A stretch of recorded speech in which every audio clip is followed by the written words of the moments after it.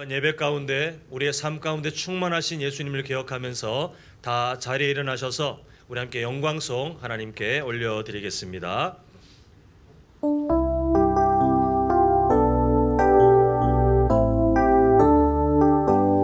함께 고백합니다. 무명이어도 공허하지 않은 것은 예수 안에 난 만족함이라. 가난하여도 부족하지 않은 것은 예수 안에 오직 나는 부요함이라. 우리 다시 한번 1절 고백합니다. 무명이어도 공허하지 않은 것은 예수 안에 난 만족함이라. 가난하여도 부족하지 않은 것은 예수 안에 오직 나는 부요함이라. 우리 함께 고백합니다. 난 예수로 충만합니다. 난 예수로 충만하네. 난 예수로 충만하네. 난 예수로 충만하네. 영원한 왕 내 안에 살아계시네. 우리 다시 한번 고백합니다. 난 예수로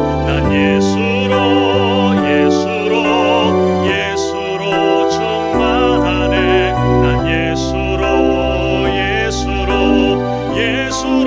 충만하네. 난 예수로 충만하네.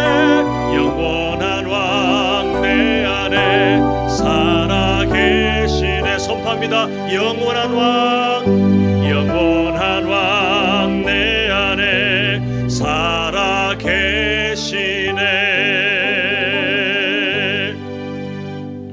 감사함으로 그의 문에 들어가며 찬송함으로 그의 궁정에 들어가서 그에게 감사하며 그의 이름을 송축할지어다. 아멘.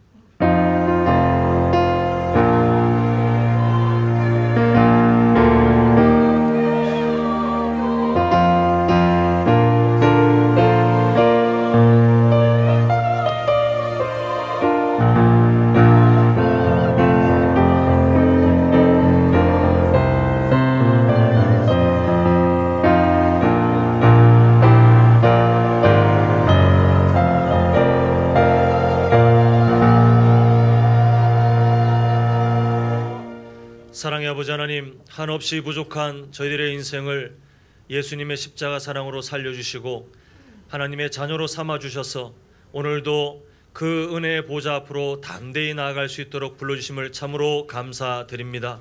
오늘 우리가 예배 비전주일로 다시 한번 우리의 5대 비전 중 하나님께 예배드리는 참된 예배 공동체로 다시 한번 우리의 삶을 돌아볼 때에 하나님 예배 순서마다 주인 되신 살아계신 하나님을 경험하게 하시고 바라보게 하시고 의지할 수 있도록 하나님께서 함께하여 주시옵소서.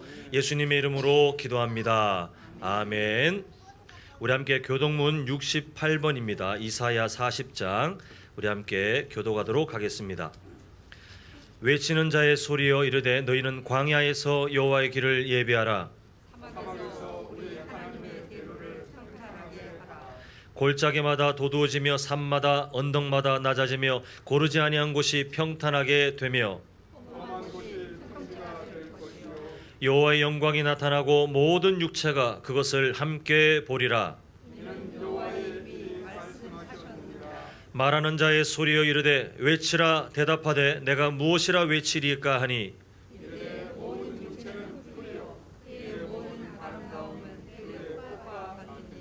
풀은 마르고 꽃이 시들면 여호와의 기운이 그 위에 불미라. 이 백성은 실로 풀이로다.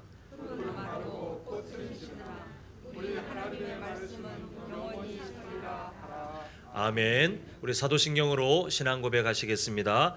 전능하사 천지를 만드신 하나님 아버지를 내가 믿사오며 그 외아들 우리 주 예수 그리스도를 믿사오니 이는 성령으로 잉태하사 동정녀 마리아에게 나시고 본디오 빌라도에게 고난을 받으사 십자가에 못 박혀 죽으시고 장사한 지 사흘 만에 죽은 자 가운데서 다시 살아나시며 하늘에 오르사 전능하신 하나님 우편에 앉아 계시다가 저리로서 산자와 죽은 자를 심판하러 오시리라.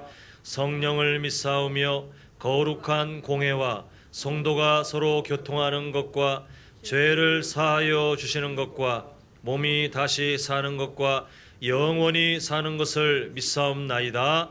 아멘. 다 함께 자리에 앉으셔서 찬송가 27장 빛나고 높은 보좌와 우리 함께 찬양하시겠습니다.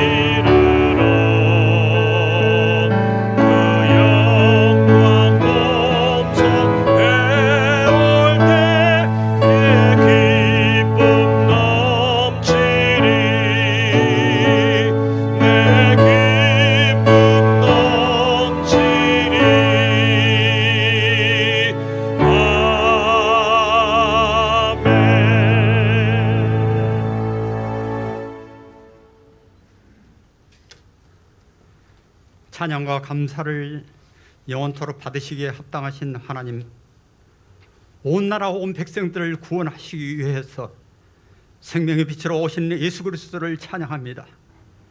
사랑과 은혜가 충만하신 하나님 아버지, 하나님의 선민 이스라엘 민족을 광야길 40년 고달픈 세월, 기나긴 세월 알고 보니 우리를 낮추심이라 라고 고백했던 것처럼 구름기둥 불기둥으로 인도하시니 주님의 그 귀한 말씀 믿고 따르면 하나님의 인도하심 영원하심을 우리도 믿고 또 믿습니다. 우리 대한민국을 여기까지 인도하시는 구원의 아버지 하나님, 우리 선조들이 일제치하에 주권을 빼앗기고 36년의 기나긴 반평생 기간 동안 피눈물 나는 고통과 서러움을 겪으면서 광복의 기쁨을 주셔서 온 백성들이 손에 태극기를 흔들며 삼천리 금수강산을 누비며 노래하는 그 놀라운 역사를 경험케 하신 하나님 아버지 감사를 드립니다. 우리나라 광복이 6.25 전쟁뿐만 아니라 그 외에 여러 난을 겪으면서 새롭게 도약 전진하면서 민주화 운동을 일으키면서 여기까지 이르렀으니 이제는 우리가 더욱 안보를 더욱더 굳건히 하고 튼튼히 하였어 세계 어느 국가도 작지만 우리 약소 국가로 여기지 않는 위대하고 최강의 국방력으로 나라의 안보를 굳게 지키도록 하나님 도와주시고 주님 지혜와 권능으로 허락하여 주시옵소서. 신실하지는 하나님 아버지 보이지 않아도 느껴지지 않는다 하더라도 말씀과 우리 믿는 우리들이 먼저 찬양을 통해서 주님의 그 놀라우신 것을 경험하면서 임마누엘 하나님만 의지하면서 날마다 감사와 찬송을 드릴 수 있는 우리들이 되게 하여 주시옵소서. 한남제일교회 지금 연약하지만 장래의 부흥의 물길로 파도치는 더 젊고 더 은혜와 성령이 충만한 교회 되게 하옵소서. 우리 목자시된 귀하신 우리 황 목사님 또한 사모님과 애인의 건강을 지켜주셨고 오늘 목사님을 통해서 나뉘어지는 그 귀한 말씀 우리 더욱 변화되고 은혜를 경험하게 하옵소서. 오늘 또 우리 찬양대가 공교롭게 찬양을 드리고자 하오니 아버지 하나님 받아 주시옵소서. 주님 오늘 광복주일에도 때를 따라 도우시는 은혜를 받기 위하여 이 자리에 새롭게 옷으로 단장하고 이 자리에 하나님 보좌 앞에 나온 우리 사랑하는 성도들 기쁨으로 온 마음 다해 주님께 경배드리게 하옵소서. 영의 양식인 생명책을 우리의 곁에 떠나지 말게 하고 주야로 묵상하며 그 안에 기록된 그 내용들을 다 지켜 행하면 우리가 평탄하게 될 것이며 더욱더 형통하게 될 것을 믿습니다.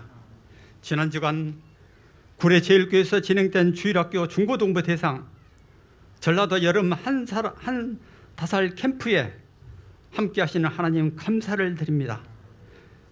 귀한 행사를 통해서 우리 중고등부가 더욱더 하나님께 반응하고 영적 부흥을 일으켜 많은 친구들을 전도하게 하고 또한 일어나 빛을 발하는 귀한 우리 중고등부가 되게 하여 주시옵소서.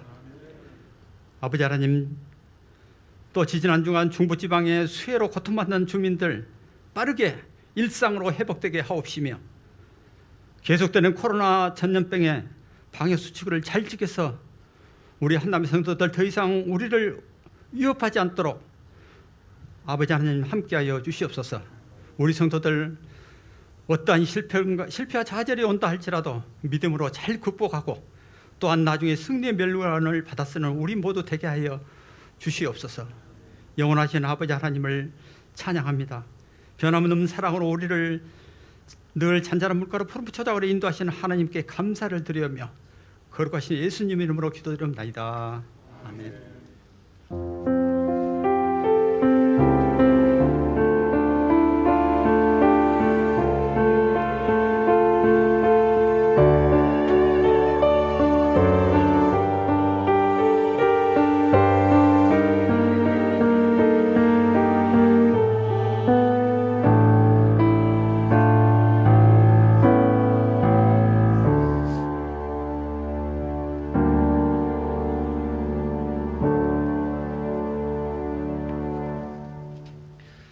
오늘 함께 나눌 말씀은 시편 40편 5절부터 10절까지 말씀입니다. 시편 40편 5절부터 10절까지 말씀을 한 절씩 교독하도록 하겠습니다. 제가 5절부터 읽겠습니다. 여호와 나의 하나님이여 주께서 행하신 기적이 많고 우리를 향하신 주의 생각도 많아 누구도 주와 견줄 수가 없나이다. 내가 널리 알려 말하고자 하나 너무 많아 그 수를 셀 수도 없나이다. 주께서 내 길을 통하여 내게 들려주시기를 제사와 예물을 기뻐하지 아니하시며 번제와 속죄제를 요구하지 아니하신다 하시니라. 그때 내가 말하기를 내가 왔나이다. 나를 가리켜 기록한 것이 두루마리 책에 있나이다. 나의 하나님이여 내가 주의 뜻하기를 주시오니 주의 법이 나의 심리에 있나이다 하였나이다. 내가 많은 회중 가운데에서 의의 기쁜 소식을 전하였나이다. 여호와여, 내가 내 입술을 닫지 아니할 줄을 주께서 아시나이다. 주의 공의를 내 심중에 숨기지 아니하고 주의 성실과 구원을 선포하였으며 내가 주의 인자와 진리를 많은 회중 가운데서 감추지 아니하였나이다. 아멘.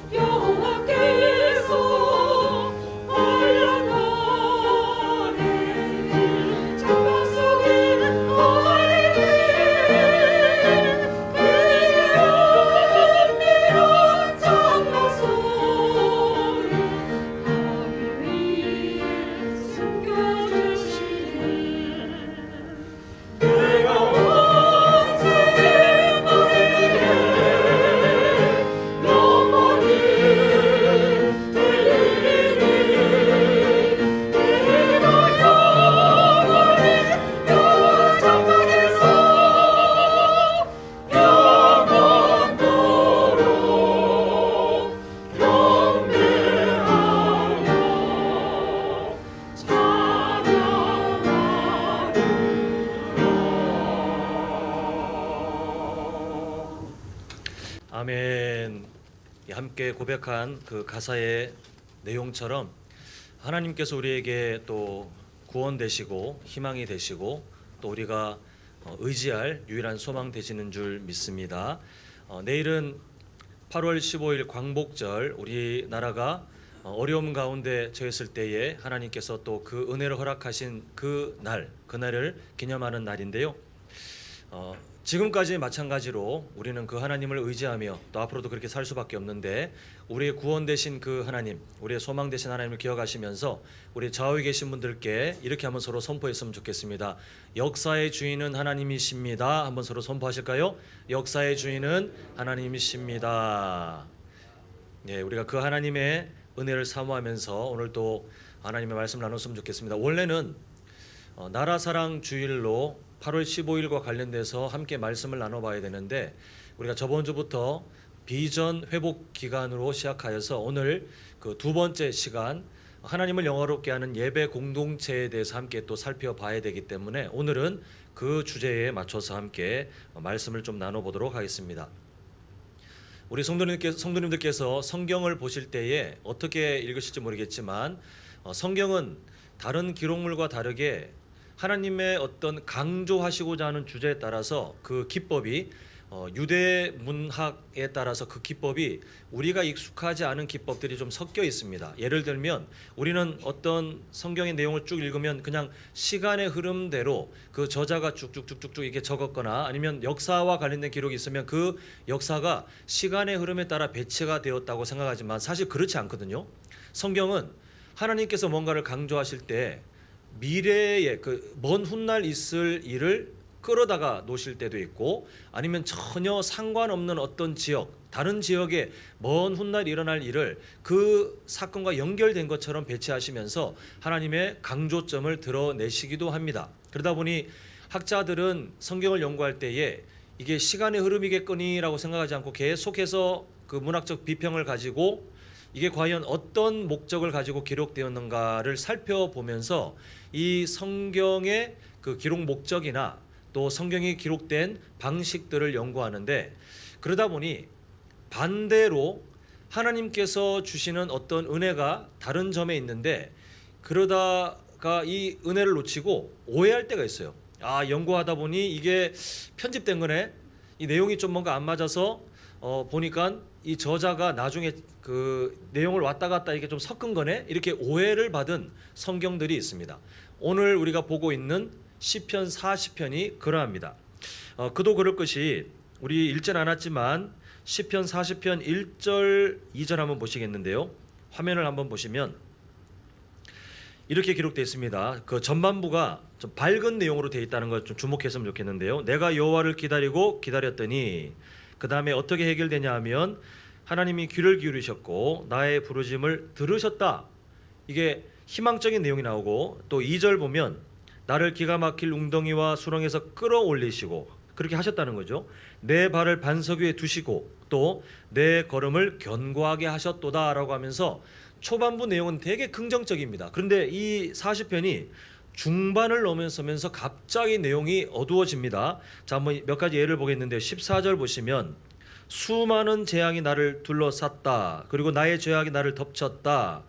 또 내가 끝에 보니까 내가 낙심하였다라고 되어 있습니다. 14절 보시면 내 생명을 찾아 멸하려 하는 자는 다 수치와 낭패를 당하게 하시며 나의 해를 기뻐하는 자는 다 물러가 욕을 당하게 하셨다가 아니라 당하게 하소서. 결국 지금 이런 상황이 유지되고 있다는 거예요. 자, 17절 보시면 나는 가난하고 궁핍하오나 주께서는 나를 생각하시오니 주는 나의 도움이시요 나를 건지시는 이시라. 나의 하나님이여 지체하지 마소서. 결국 뭡니까? 지금 살려주세요 이렇게 외칠 만큼 시편 40편의 그 중반 이후의 내용은 어두워요. 지금 이 기록을 남긴 그 시편 기자의 상황이 좋지 않다는 것을 우리가 미루어 짐작할 수 있습니다. 이렇듯이 앞에는 긍정적이었는데 갑자기 뒤로 가니까 눈물이 나오고 두려움이 나오고 한숨이 나오는 것을 보니까 이상하다고 생각한 거예요. 이 시편을 연구하는 학자들이 초기에 뭐라고 생각했냐 하면 원래 성경이라는 것이 뒤가 좋잖아요. 뒤가 시편의 다윗의 그 기록들을 보면 처음에는 막 고통 이러다가 중반의 내용이 아 그래 하나님은 계시지. 나중에는 하나님 찬양합니다. 하나님 당신을 믿습니다. 이렇게 하면서 처음에는 부정, 나중에는 전환점이 생기고 마지막 마무리는 긍정으로 끝나는 것이 대부분이에요. 그러다 보니 이게 일반적인 흐름인데 시편 40편은 좀 약간 조심스러운 겁니다. 처음에는 긍정적인데 나중에는 와 막 눈물을 쏟는 것처럼 부정적으로 마치고 딱 끝나버리니까 학자들이 말하기를 이거 그 시편 기자가 이게 짜집게 해가지고 이 내용을 편집해가지고 이 내용이 좀 약간 이상하게 된 거 아닌가라고 오해를 했는데 사실 시편 40편은 그렇지 않습니다. 이렇게 되어지는 이유가 있는데요. 지금 이 그 시편 내용을 기록한 기자의 삶이 어떠냐면 처음에 현실이 좋았다가 갑자기 그냥 부정적으로 가서 이거 좀 눈치가 보이네라고 그렇게 걱정하면서 말씀을 봐야 될 시편이 아니고, 지금 이 기록을 남긴 시편 기자는 여전히 현실이 어두워요. 이 기록을 남기고 있는, 이 마음을 고백하고 있는, 하나님께서 영으로 감동시키셔서 그 마음을 남기게 하신 이 시편 기자의 현재 마음은 어두운 게 맞아요. 후반부의 상황이 현실이 맞아요. 그런데 왜 초반부가 긍정인가? 고난 중에 하나님께서 주셨던 은혜를, 과거의 은혜를 기억했습니다. 과거의 은혜를 하나님이 묵상하게 하셨어요. 그래서 처음에는 그래요, 하나님 당신 이렇게 하셨죠, 나를 이렇게 도우셨죠 라고 하는 그 대목이 초반부이기 때문에 긍정적인데, 그 뒤로 가서 부정적인 내용이 왜 나오냐 하면 현실은 여전히 그렇다라는 겁니다. 현실은 여전히 한숨밖에 없고 눈물밖에 없고 두려움밖에 없는 그 상황인지라 갑자기 현실을 직시하면서 고통인데, 내용을 잘 들여다보면 시편 40편은 처음부터 끝까지 어떤 어조는 바뀔지 모르겠지만 그래도 나는 하나님밖에 없어요 라고 하는 내용이 이 시편 40편의 주제입니다. 그래서 오늘 우리는 이 시편 40편에 담겨있는 내용을 통해서 우리를 향하신 하나님께서 가르치는 예배의 마음이 무엇인가를 한번 들여다보고자 합니다. 먼저 예배에 대한 오해를 좀 우리가 풀어야 될 필요가 있겠는데요. 한번 여쭤보겠습니다. 답을 하지 않으셔도 되고 그냥 순간 딱 떠오르시는 생각을 한번 머릿속에 정리해 보세요. 예배라는 단어를 들으면 어떤 단어들이 막 떠오르세요? 예배하면 막 뭐가 떠오르시나요? 가장 먼저 떠오르는 단어가 무엇입니까? 예배하면 어떤 게 딱 정리가 되세요? 우리 성도님들의 생각을 다 모으진 못하겠지만 꽤 많이, 아마 여기에 해당되실 확률이 높은데, 예배라고 하면 가장 많이 떠올리는 것들이 뭐냐 하면 예배 드리는 공간이 어떠한가, 예배라는 순서가 어떠한가, 예배를 인도하는 사람이 어떠한가, 이걸 많이 떠올린다고 합니다. 그래서 예배에 연상되는 것들이 다 그거예요. 그래서 이게 뭘 우리가 생각할 수 있냐면 우리 안에 녹아있는 잘못된 오해, 이게 사실 악한 마귀가 던져놓은 거짓말인데, 예배하면 공간 중요하긴 하죠. 우리가 뭐 그냥 돗대기 시장에서 거기서 막 예배해도 예배할 수 있어야 되긴 하겠지만 집중이 잘 안 되니까 이렇게 구별된 공간에 또 우리가 좀 환한 곳에서 함께 예배할 수 있는 괜찮은 환경, 또 우리가 다 예수님 믿고 우리 성도님들이 정말 사모하는 마음이 있지만 연약한 분들이시기 때문에, 우리는 여전히 연약한 분들이시기 때문에 만약 에어컨 다 끄고 습하고 더운 날씨로 1시간 이상 넘는 시간이 있으면 나중에 처음에는 막 부채질 하시다가 나중에는 막 짜증이 올라오실 거예요. 저도 그럴 것 같아요. 인간인지라. 우리는 환경의 영향을 받기 때문에 이 공간 안에서, 그래도 이왕이면 더울 때는 시원했으면 좋겠고 추울 때면 따뜻하면 좋겠고, 이런 공간의 영향을 받습니다. 또 순서도 그래요. 지금 우리가 정해진 순서가 있는데 이 순서가 바뀌면 하나님께서 분노하십니까? 아니, 그렇지 않거든요. 근데 어느 날 제가 말씀드리지 않고 순서를 막 앞뒤를 막 섞어서 하면 마음에 불편함이 생기실 거예요. 마음에 뭔가 내가 예배를 이상하게 드린 것 같아, 내가 지금 예배를 안 드리고 있는 것 같아, 이상하게 생각하실 거예요. 모이자마자 갑자기 오늘은 말씀부터 전할게요, 이렇게 하고는 성가대 찬양을 제일 끝에 할게요, 이렇게 하면 뭔가 저 목사가 미쳤나, 예배를 내가 지금 잘못 드리고 있는 것처럼 오해하실 거예요. 예배 인도하는 사람이 어떠한지 매우 중요하게 생각합니다. 이렇듯이 예배라고 하면 우리가 공간 아니면 순서 아니면 그 예배에, 사실 그러면 안 되는데 이 한국 교회에 빨리 벗어나야 될 숙제인데, 앞에 있는 인도자의 비중이 너무 커요. 그러다 보니 이 예배에 그 예배를 주도하는 누군가가 마치 앞에 있는 사람, 목회자인 것처럼 오해될 때가 있는데 사실 그렇지 않지 않습니까? 우리가 이 오해를 빨리 벗어나야 됩니다. 예배는 공간과 순서와 인도자나 참석자라는 이 환경에 대한 요소가 있긴 하지만 이게 예배 그 자체가 아니더라는 겁니다. 마치 부모님 어떤 분이세요? 라고 여쭤봤는데 자녀들이, 우리 성도님들의 자녀들께 부모님 어떤 분이세요? 라고 했는데 저희 부모님은 용돈을 얼마를 주셨고, 저희 부모님은 특히 저희 어머니는 이런 음식을 잘 하셨고, 이렇게 어떤 요소만 생각하고 떠올린다면 우리 성도님들이 감동이 있으실까요? 우리 부모님은 음식을 이렇게 하신 분이에요? 우리 부모님은 학창 시절에 나한테 용돈을 얼마까지 허용하신 분이에요? 이렇게 어떤 환경적인 요소만 떠올린다면 부모님과 해당된 정보이긴 하지만 그 정보가 부모님은 아니잖아요, 그죠?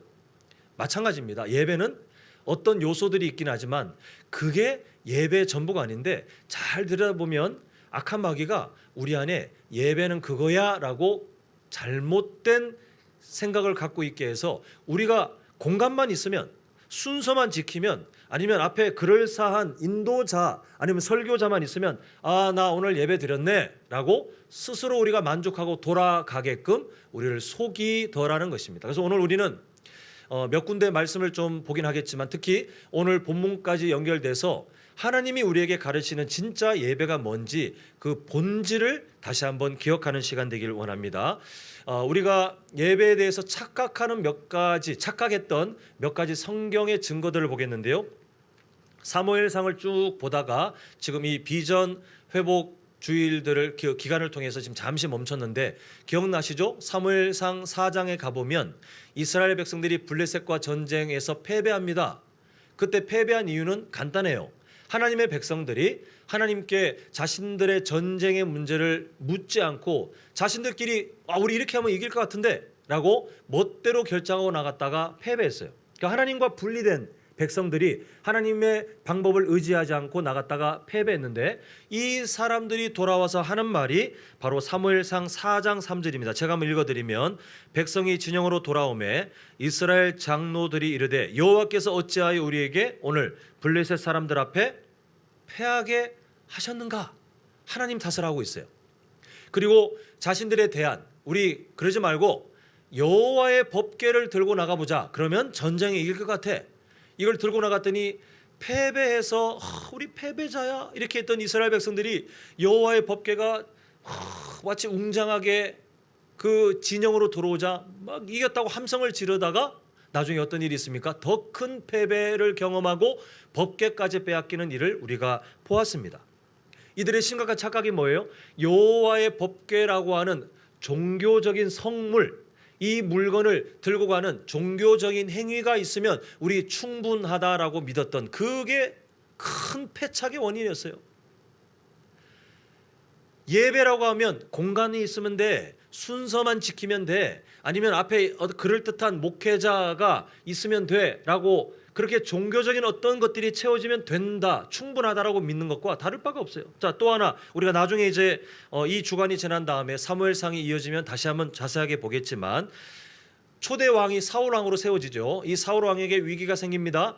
블레셋과의 전투가 일어나는데, 그때 당시에 마치 오늘날 전차와도 같은 아주 막강한 무기인 그 병거가 무려 3만 대가 이스라엘 향해서 포진합니다. 그리고 말을 탄 속도전에서 압도적인 기마병이 6천, 그리고 군사는 아예 세는 것이 나오지 않을 정도로 엄청나게 많은, 새까맣게 많은 군대가 이스라엘을 점령하기 위해서 달려오는데, 이스라엘이 아주 용기를 가지고 그렇게 전쟁을 비등하게 감당했느냐? 아니에요.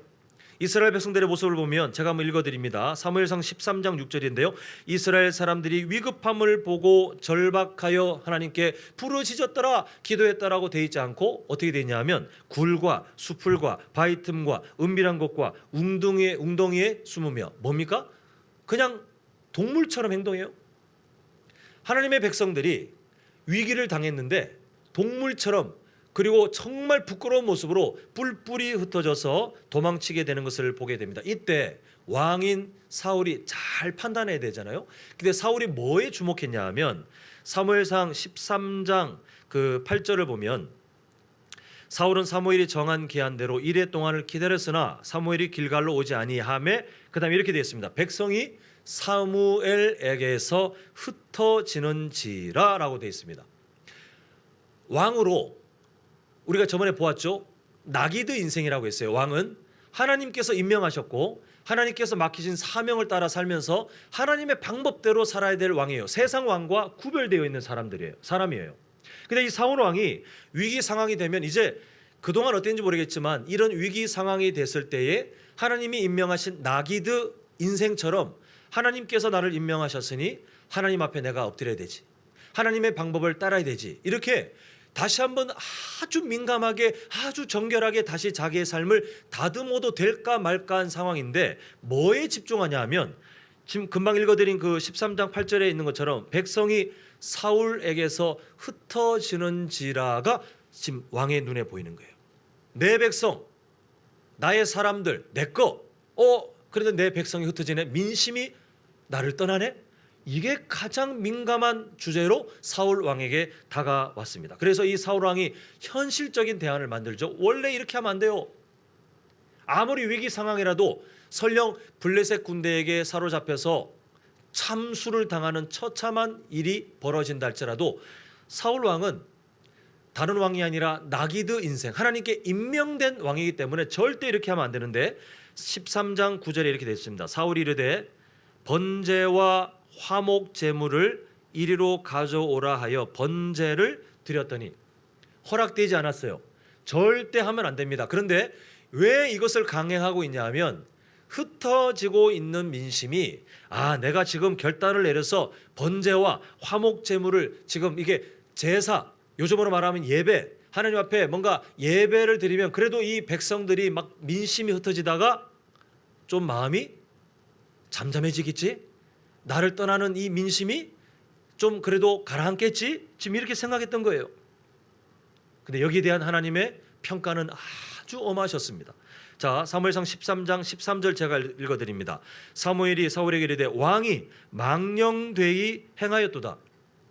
사실 인간적으로 생각하면 충분히 변명할 것들이 넘치지 않습니까? 지금 나라가 풍전등화의 위기 아닙니까? 지금 일단은 이거 빨리 조치해서 백성들의 마음을 모으고 그래서 나중에 사무엘이 온 다음에 내가 이렇게 했는데 지금 이제 당신이 이 뒤를 이어서 우리 빨리 전쟁을 잘 치룹시다. 이게 뭔가 급한 일이니까 평상시와 다르게 했습니다라고 변명해도 돼요. 그리고 사울 왕은 진짜 그렇게 생각하고 있었습니다. 그런데 하나님의 평가가 뭐냐 하면 그 중심을 아시는 하나님의 평가가 뭐냐 하면 너 나에게 망령된 인간, 너 나에게 절대로 하지 말아야 될 일을 위기 상황이라는 핑계로 내 앞에서 너는 내가 임명한 왕의 모습을 잃어버린 인간. 하나님의 평가가 바로 그러했어요.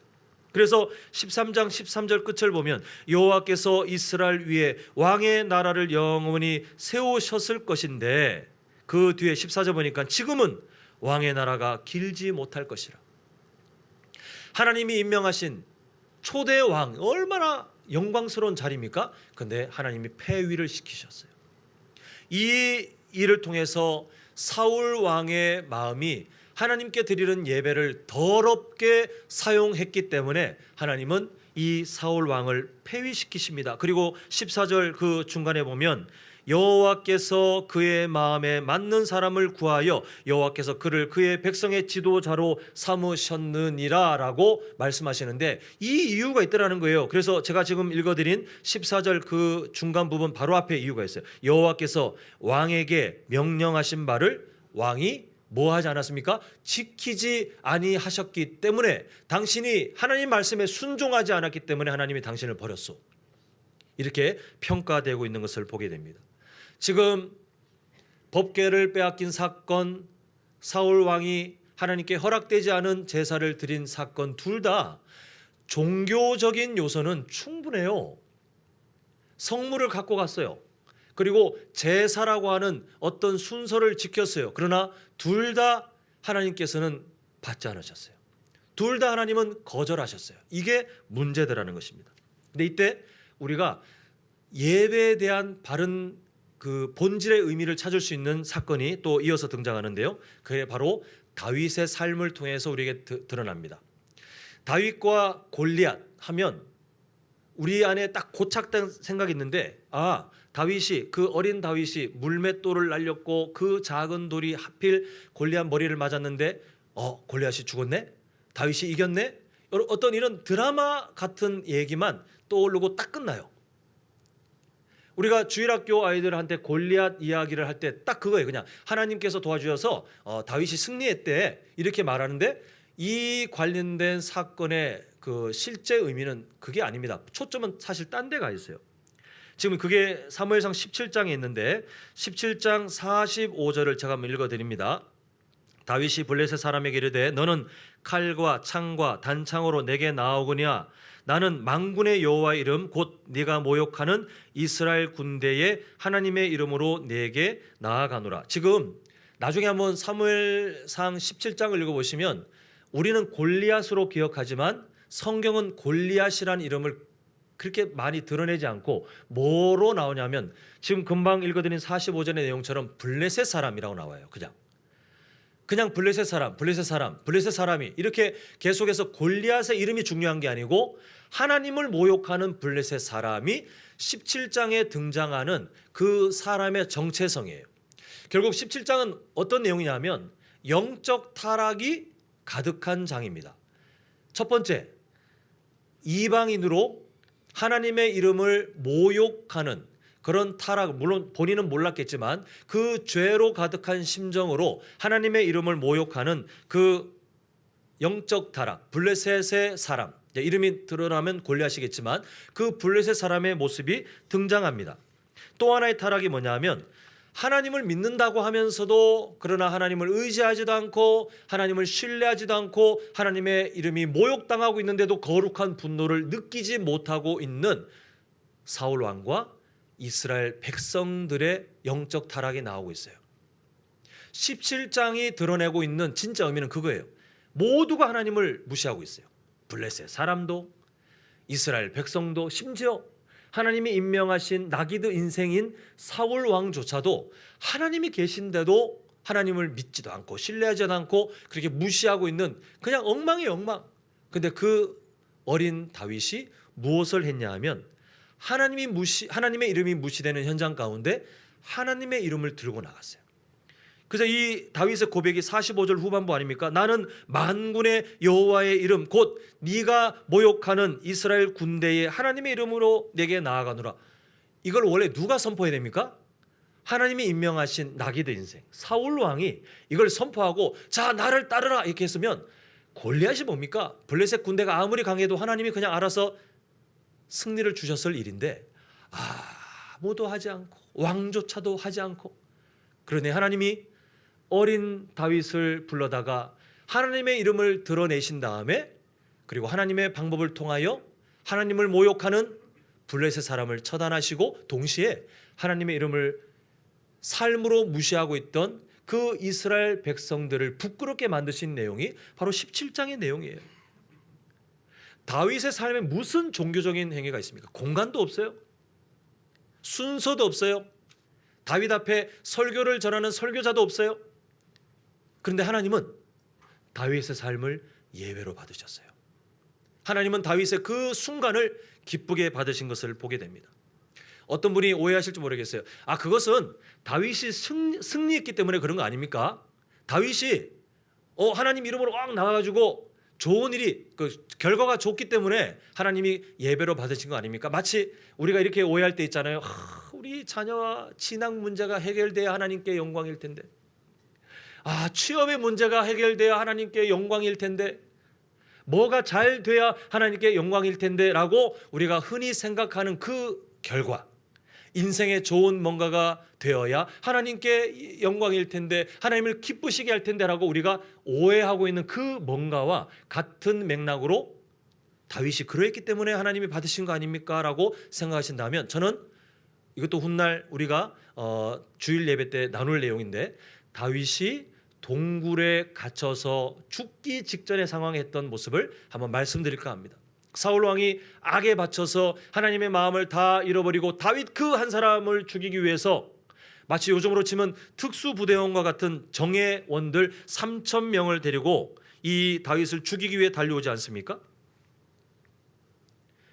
동굴에 자신들을 따르는 사람과 숨어서 있는데 포위망이 점점 좁혀질 때에 그때 해석하기 나름일 것 같아요. 세상 사람의 눈으로 보면 그동안의 서름, 그동안의 위기, 이제는 더 이상 내가 아픔을 당하지 않을 수 있는 절호의 기회가 눈앞에 딱 펼쳐졌다면 제가 다윗이라면 하나님 감사합니다 했을 것 같아요. 이게 저뿐만 아니라 그 다윗과 함께 있었던 다른 수하들도 똑같이 해석을 했던 것 같습니다. 한 번만 결단하면, 한 번만 방심하고 있는 사울 왕이 동굴에 들어와서 그렇게 볼일을 보고 있을 때에 정말 인간이 무방비 상태가 되는 가장 최적의 상황 아닙니까? 그때 창으로 한 번만 쿡 찌르면 이제는 자유예요. 이제는 그동안의 모든 서름이 사라져요. 그리고 상황이 얼마나 좋냐면 다윗이 손에 피를 안 묻혀도 됩니다. 왜냐하면 부하들이 내가 하겠습니다. 왕이 어려우시면 내가 하겠습니다라고 했어요. 그러면 못 이기는 척, 아이 나는 원치 않는데, 아이 네 알아서 해. 그래서 결과는 내가 가져가고 그 책임은 그 사람한테 지우면 돼요. 얼마나 좋습니까? 근데 다윗이 하는 말, 제가 사무엘상 24장 6절을 읽어드립니다. 자기 사람들에게 이르되 내가 손을 들어 여호와의 기름 부음을 받은, 다윗 인생이라서 그래요. 왕은 하나님이 임명하신 사람인데 여호와의 기름 부음을 받은 내 주를 치는 것은 여호와께서 금하시는 것이니. 다윗이 한 번만 죄를 지으면 돼요. 나중에 회개하면 되지 않습니까? 한 번만 그냥 결단하고 죄를 지으면 되는데 다윗은 그 순간 뭘 선택하냐 하면 그 절호의 기회를 발로 뻥 차버립니다. 그냥 차는 게 아니라 자기를 따르고 있는 사람들의 민심이 들고 일어나서 다윗에게 실망하기 딱 좋은 일. 왜냐하면 다윗 때문에 다 같이 고통받고 있지 않았습니까? 근데 그 다윗이 나는 할 수 없어, 여호와께 범죄하는 거야, 하나님이 금하신 것이야라고 손을 뗍니다. 만약 그때 우리가 아는 그 전래동화처럼 금도끼, 음도끼, 그 전래동화처럼 하나님께서 산신령처럼 딱 나타나셔서 네가 나를 기쁘게 하였으니 선택하라, 내가 사울왕을 처치해 줄까, 아니면 너에게 다른 나라를 줄까, 내가 너에게 무엇을 주랴라고 하나님이 금도끼 같은 거, 은도끼 같은 걸 주셨으면 우리에게 위로라도 될 텐데 그런 일이 일어나지 않아요. 다윗의 그 선택 이후 다윗은 계속해서 고난을 경험합니다.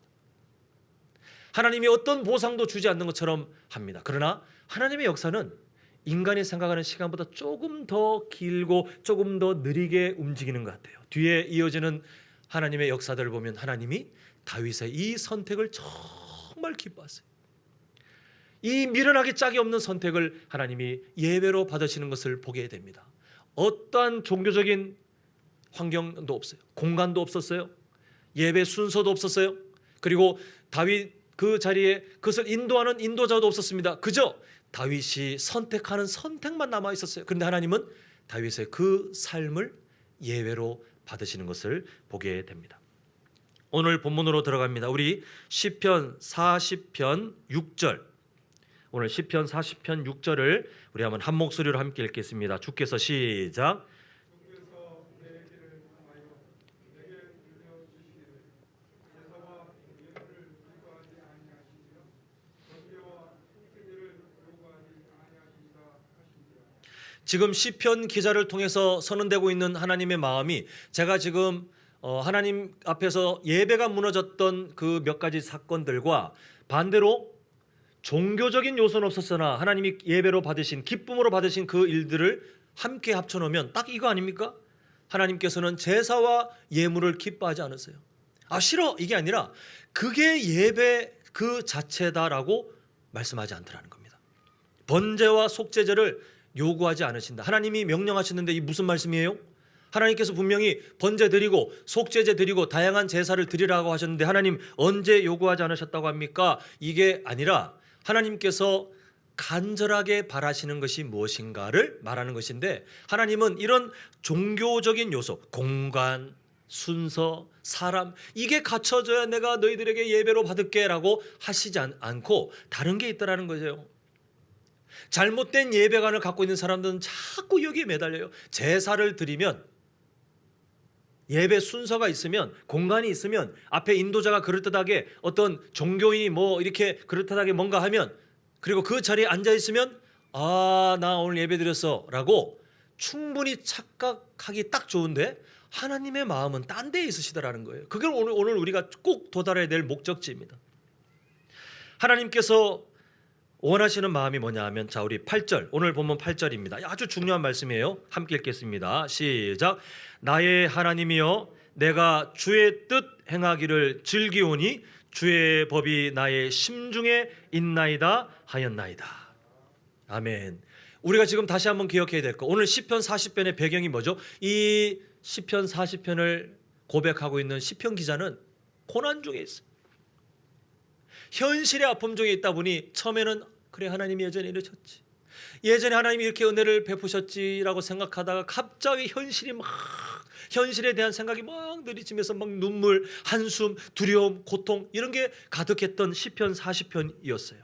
근데 지금 뭘 하냐 하면, 내가 주의 뜻 행하기를 즐기오니 주의 법이 나의 심중에 있나이다. 어떤 상황 가운데요? 내가 지금 한숨이 가득하고 눈물이 가득하여, 원래 시편의 내용은 고통, 전환, 기쁨, 찬양 이렇게 흘러가는데 이 순서가 거꾸로 된 것처럼 그래서 성경학자들이 이거 뭔가 이상한 거 아니야? 라고 잠시 오해했던 것처럼 시편 40편은 그냥 아픔밖에 없는데 뭘 고백하냐 하면 주의 뜻 행하기를 내가 이런 상황에서도 즐깁니다. 내가 고난 중에 있어서 지금 하나님, 오늘 시편 40편의 마지막은 찬양으로 맞춰지지 못할 것 같지만, 그러나 나는 내 심중에 하나님의 말씀이 있습니다. 이게 바로 8절의 내용이에요. 하나님께서 기뻐하시는 예배가 무엇인가? 하나님께서 원하시는 것은 제사가 아니에요. 예물이 아니에요. 번제가 아니에요. 그 어떤 종교적인 요소가 아니에요. 마음을 보시는데, 그 마음이 뭐냐 하면 어떠한 현실 가운데 있든지 뭘 즐기는 삶이에요? 주의 뜻 행하기를 즐거워하고, 그리고 그 심중에 하나님의 법이 있는 그 삶을 하나님께서는 예배로 받으시더라는 것이에요. 법궤를 잃어버린 사건, 그리고 사울 왕의 허락되지 않은 제사를 드린 그 사건, 뭐예요? 주의 뜻 행하기를 즐거워하지 않는 사람의 결과였어요. 그들의 삶 가운데 중심에 하나님의 법이 없었어요. 골리앗을 이긴 다윗의 삶, 주 여호와의 이름으로 내가 나아간다라고 용기 있게 나갔던 다윗, 그리고 훗날 예를 들었던 것처럼 고난 아닙니까? 고난이 계속 연장되는 그 동굴 속에서의 결단, 그때 하나님이 주목하신 거 뭡니까? 그 다윗의 삶 가운데 주의 뜻을 행하기를 즐거워했어요. 내가 이 선택을 한 이후에 고난의 시간이 더 연장되어 과연 나는 이대로 죽을지도 모른다가 확실한 상황임에도 다윗의 삶, 주의 뜻을 행하기를 나는 즐거워합니다. 그 결단의 순간에 사람들이 옆에서 정말 당신 너무한 거 아니요? 나 당신 때문에 지금 내 처자식 다 고생하고 있는데 지금 한 번만 눈 감고 그렇게 하면 우리 모두가 자유로워지는데 당신 지금 지도자로 너무 자격 없는 거 아니요? 라고 손가락질 한다 해도 다윗의 고백, 내 심중에 주의 법이 있나이다. 하나님은 그것을 삶의 예배로 받으시더라는 것입니다. 다윗만 그런 게 아니었어요. 우리가 성경의 믿음의 선배님들 보십시오. 요셉의 삶도 그러지 않습니까? 삶의 예배들이 기록되어 있을 때 하나님이 기쁘게 받으시면서 그 삶을 우리에게 모범으로 보이실 때 순간순간을 보면 다 뭐냐 하면 위기 상황에서도 고독 중에도, 그리고 처절한 외로움 중에서도, 그리고 억울함 중에도 주의 뜻을 행하는 것을 즐거워했고 심중에 주의 법을 두었나이다와 같은 오늘 본문의 삶을 살았어요. 다니엘은 어떠합니까? 똑같지 않습니까? 그 절대적인 불리한 상황, 포로 속국의 한 사람으로 그냥 말 한마디에 자신의 목이 달아날 수 있는 상황에서도 주의 뜻을 행하기를 즐거워하고 심중에 주의 법을 두는 것을 기뻐했던, 그것을 중요하게 생각했던 그 다니엘이 있었어요. 바울과 실라는 어때요? 복음을 전하다가 억울하게 잡혀서 옥고를 치를 때에 하나님의 그 말씀을 행하는 것, 그리고 그때에도 이 심중에 하나님의 말씀이 중심이 되는 그 삶을 살았더니 그곳에 오히려 복음의 역사가 나타나고 하나님께서 계속해서 사명의 길을 이어가도록 하시는 것을 보게 됩니다. 이제 말씀을 맺을까 합니다. 예배가 무너져 있는 교회가 많은 시대, 예배가 무너져 있는 가정이 많은 시대, 예배가 무너져 있는 성도들이 많은 시대를 우리는 살아가고 있습니다. 나는 괜찮아요라고 내가 그냥 마음 편하게 안심하고 살 수 없을 정도로 저도 그 중에 한 사람으로 우리는 예배에 대한 거짓말이 우리에게 습관처럼, 악한 마귀의 거짓말이 습관처럼 남아 있어서 자칫 잘못하면 이런 공간, 이런 순서, 이런 적당한 어떤 그 순서를 인도하는 인도자, 그래서 내가 처음부터 끝까지 그냥 그 자리에 함께 있으면 나 오늘 예배 드렸네라고 우리가 순식간에 우리 스스로를 위로하고 잘못된 예배관을 가지게 될 만한 연약함이 우리에게 다 있어요. 오늘 비전 회복 기간을 통하여서 특히 오늘 예배 비전 주의를 통해서 우리가 반드시 우리 삶에 새기고 가야 될 그 예배에 대한 본질. 예배는 종교적인 행위는 뒤의 문제고 출발점이 뭐냐 하면 내 삶 가운데 주의 뜻을 행하는 것을 즐거워합니다가 예배예요. 내 삶 가운데 어떤 상황이 나에게 몰아닥친다 할지라도 우리 성도님들도 정말 기도의 제목들이 있는 분들 많고 고민 있는 분들 많고 참 아픔이 있는 분들 많은 거 압니다. 근데 그 자리에서도 내 심중에 주의 법이 있는 것을 중요하게 생각하는 그 시간, 하나님은 그 시간 우리가 아무것도 하지 않고 성경 한 장 피지 않고 찬송 한 곡 부르지 않고 기도 한 줄 하지 않았다 할지라도 우리가 주의 뜻을 행하는 것을 즐거워하는 그 시간, 우리 심중에 주의 법을 두는 것을 중요하게 생각하는 그 시간을 하나님께서 뭐라고 보시냐면, 야, 너 나에게 예배했다. 너 정말 나를 영화롭게 했다. 너 정말 나에게 기쁨이 되었다라고 말씀해 주시는 것입니다. 주님께서 우리를 부르시는 그날이 언제인지 모르겠지만 정말 간절히 바라는 것은 우리 성도님들 삶의 예배의 승리자가 되시길 간절히 소망합니다. 저도 부족해요. 다 부족해요. 우리는 도토리 키재기예요. 다 부족하기 때문에 하나님의 은혜를 사모하면서 하나님, 우리 삶에 주의 뜻 행하기를 즐거워하는 사람으로 변화시켜 주시옵소서. 우리 1년 목표 아닙니까? 삶으로 지어가는 교회. 우리 잊지 않으셨죠? 송구영신 예배 때 이 비전이 어디에서 나왔습니까? 이따가 고백할 찬양 가사와 연결되어 있는데 예수님께서 말씀하시잖아요. 하나님의 말씀에 순종하는 자는 반석 위에 집을 지은 사람 같고 하나님의 말씀에 순종하지 않는 자는 모래 위에 집을 지은 것 같아서 그 서로 다른 삶 가운데 어떤 똑같은 환경이 있습니까? 아주 거친 물살이 닥쳐올 텐데 그때 하나님 말씀에 순종한 삶으로 그렇게 순종으로 지어진 사람의 인생은 그런 거친 물살이 부딪혀도 흔들리지 않고 견고하더라. 그런데 하나님의 말씀에 순종함이 없는 종교적인 행위를 해요. 공간이 있고 순서도 있고 어떤 종교인의 인도에 그냥 내 몸을 맡기고 나는 오늘 예배 드려서 8월 14일 11시부터 12시 좀 넘어서 가서 나 예배 드리고 왔습니다 라고 스스로에게 위로할지언정 삶에 순종이 없는 사람은 모래 위에 집을 지었는데 요번에 물난리 때문에 많이 어렵지 않았습니까? 그렇게 거친 물살이 부딪혔을 때 와르르 무너져버리는 연약한 집처럼 그런 사람의 인생은 결국은 견고하게 설 수 없다는 예수님의 경고가 우리 1년의 비전에 담겨 있고 오늘 말씀과도 같은 맥락을 하고 있어요. 우리 모두가 삶의 예배자가 되시길 간절히 소망합니다. 어떠한 환경이 있어도 물론 실패할 거예요. 때로는 나 왜 이러지 할 거예요. 그러나 우리가 봐야 될 목표는 어디입니까? 나는 그래도 하나님 삶의 예배자가 되고 싶습니다. 하나님, 내 삶에 주의 뜻 행하기를 즐거워하고 싶습니다. 내 심중에 주의 법이 있기를 원합니다. 우리 이 간절한 마음을 품고 우리 함께 8절, 오늘 본문 8절 읽고 말씀 마치도록 하겠습니다. 시편 40편 8절, 우리가 우리의 고백되기를 바라는 마음으로 함께 읽겠습니다. 시작.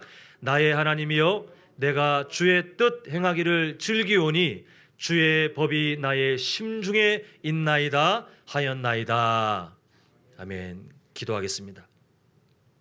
사랑의 아버지 하나님, 오늘 예배 비전주의를 통하여 우리가 5대 비전 중에 하나님을 영화롭게 하는 예배 공동체로 어떻게 살아가야 할지 다시 한번 우리의 초심을 돌아봅니다. 아버지 하나님, 예배 순서가, 예배 공간이, 예배의 어떤 인도자가 중요한 것이 아니라 우리가 삶 가운데 하나님께서 기뻐하시는 주의 뜻 행하기를 즐거워하는 삶으로 성장할 수 있도록 주님 다시 한번 함께 하시고, 우리가 삶 가운데 우리 심중에 다른 삶의 목적이나 다른 삶의 가치관이 있는 것이 아니라 주의 법도가, 하나님의 말씀이 우리 심중에 중요한 가치관으로 그 중심으로 세워지는 것을 우리가 사모하게 하시고, 우리가 타협하지 않도록 하나님 도우셔서 우리의 일생의 한 걸음 한 걸음이 늘 예배되게 하시고, 우리의 삶의 그 예배가 하나님을 영화롭게 하며 하나님을 기쁘시게 하여 우리의 삶 전체가 예배 공동체로 함께 자라갈 수 있도록 주님 도와주시옵소서.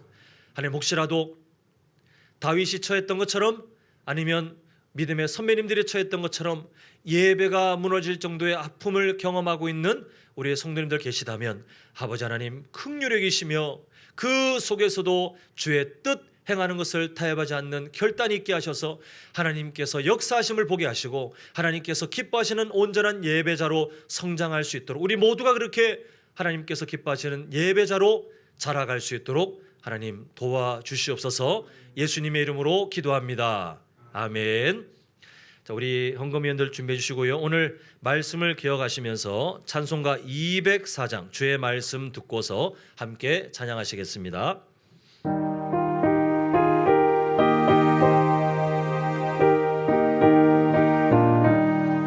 주의 말씀 듣고서 준행하는 자는 반석 위에 터닫고 집을 지은 같아.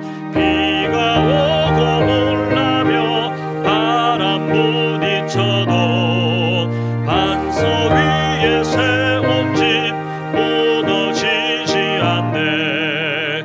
잘 짓고 잘 지세 우리 집 잘 지세.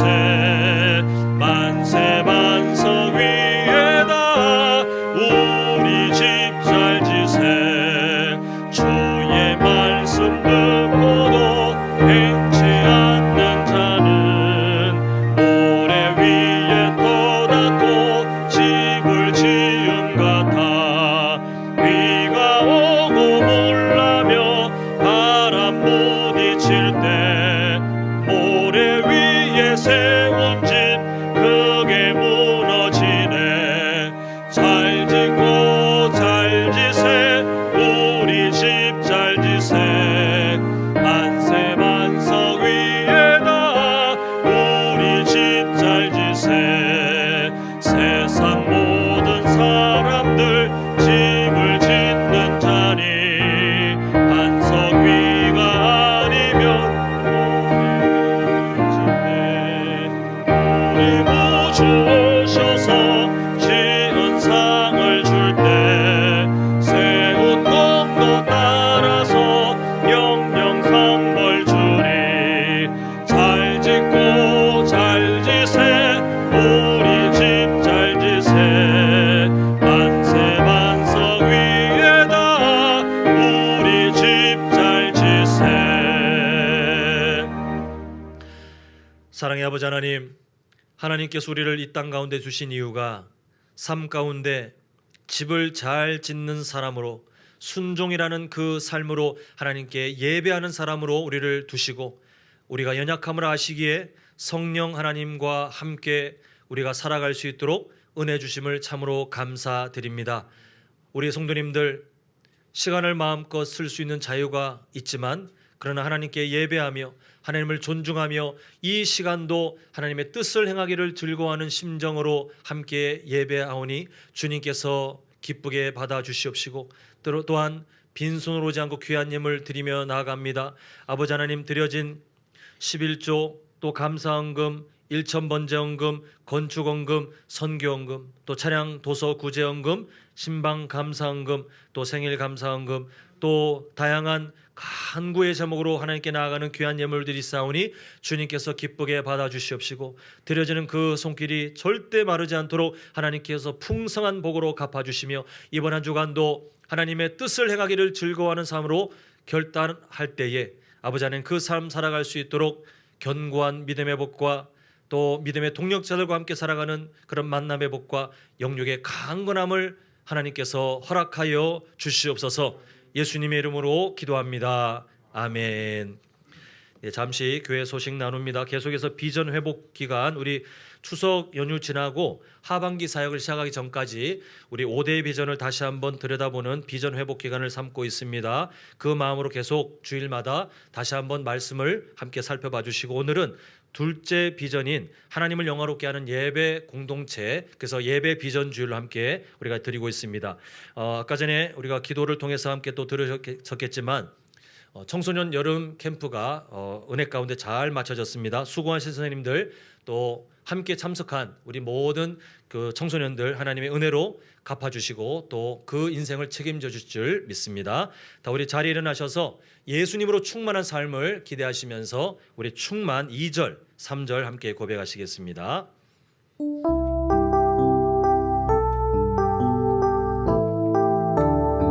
자, 우리 힘있게 결단하면서 고난 중에도 견뎌낼 수 있는 것은 주의 계획 믿기 때문이라. 실패하여도 일어설 수 있는 것은 예수 안에 오직 나는 승리함이라. 3절 고백합니다. 내 몸이 약해도 낙심하지 않는 것은 예수 안에 난 완전함이라. 화려한 세상 부럽지 않은 것은 난 예수로 충만함이라. 우리 함께 고백하기를 원합니다. 난 예수로 우리가 세상 모든 것 부럽지 않습니다. 세상 모든 것들도 부럽지 않네. 난 예수로 충만하네. 영원한 왕 내 안에 살아계시네. 우리 힘차게 두 손 높이 들고 고백합니다. 난 예수로 선포합니다. 세상 모든 풍파도 두렵지 않습니다. 세상 모든 풍파도 두렵지 않네. 난 예수로 충만하네. 영원한 왕 내 안에 살아계시네. 다시 한번 영원한 왕 내 안에 살아계시네.